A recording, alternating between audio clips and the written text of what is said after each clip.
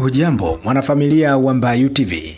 Rais wa Marekani Donald Trump na rais wa Ukraine Volodymyr Zelensky wamekutana kwa mara ya kwanza ana kwa ana tangu mvutano wao wa awali ulipotokea White House. Wawili hao walikutana kwa kifupi katika kanisa kuu la Mtakatifu Petro la St. Peter's Basilica mjini Vatican, pembezoni mwa mazishi ya Papa Francis, tukio ambalo limehudhuriwa na viongozi mbalimbali wa dunia.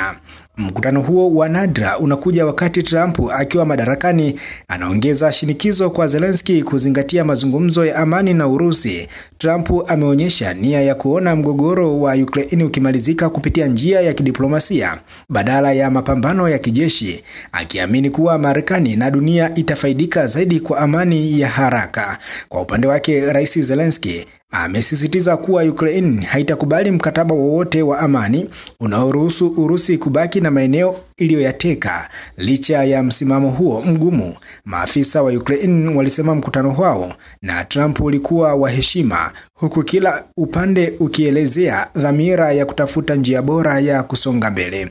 Picha rasmi zilizotolewa na huduma ya habari ya rais wa Ukraine zilionyesha Trump na Zelensky wakisalimiana kwa mikono na kubadilishana maneno mafupi kwa heshima kubwa wakiwa ndani ya basilika hiyo takatifu. Walionekana wakiheshimu mazingira ya tukio hilo la maombolezo kwa mtazamo wa hadhi na utulivu. Mazishi ya Papa Francis yalikutanisha viongozi wa mataifa mbalimbali yakiwa na uzito wa kiimani na kisiasa kwa pamoja. Tukio hilo limekuwa fursa kwa baadhi ya viongozi kama Trump na Zelensky kuwasiliana moja kwa moja kuhusu masuala makubwa ya kimataifa bila ya vizingiti vya taratibu za kawaida za kidiplomasia. Kwa sasa dunia inafuatilia kwa makini hatua zitakazofuata kati ya Marekani na Ukraine baada ya mkutano huo wa kifupi.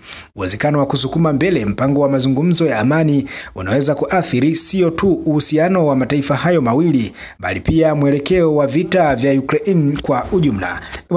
Tumeshuhudia picha hizi zikiwa zinasambaa kwa kasi zaidi katika mitandao ya kijamii siku ya leo hii, ambapo marais hao wawili walikuwa wamehudhuria katika mazishi ya Papa Francis ambaye alifariki dunia siku ya Jumatatu ya Pasaka, kwa maana ya tarehe 21 mwezi Aprili mwaka 2025, siku moja baada ya Papa Francis kuhutubia ama kutoa salamu za sikukuu ya Pasaka, ambapo ni sikukuu ambayo ilikuwa ikiadhimishwa siku ya tarehe 20 mwezi wa 4 mwaka huu wa 2025.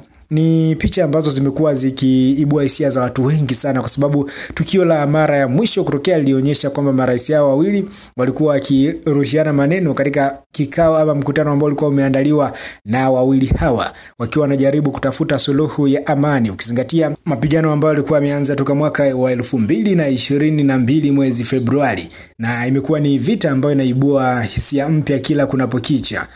Kila kukicha yamekuwa ni mapigano ambayo yanaibua hisia mpya kila kunapokucha. Unakuta kuna vitu vipi ambavyo vinakuwa vinatokea. Kwa hiyo ni juhudi mbalimbali zinatafutwa kuhakikisha kwamba amani inapatikana katika maeneo hayo ambayo yamekuwa katika migogoro kwa muda mrefu, kwa sababu wanaoathirika zaidi ni wanawake, wanaoathirika zaidi ni watoto ambao kwa hakika wanakuwa hawana uwezo wa kukimbia pindi ambapo machafuko yanakuwa yameibuka ghafla. Hii ni Mbayu TV, ni kukumbushe kama bado haujasubscribe katika YouTube channel yetu, basi hakikisha kwamba una subscribe, lakini pia hakikisha kwamba una like, una comment na kushare taarifa zote ambazo sisi tunakupa wewe kila siku na kila saa. Niite David Edward. Uwe na siku njema.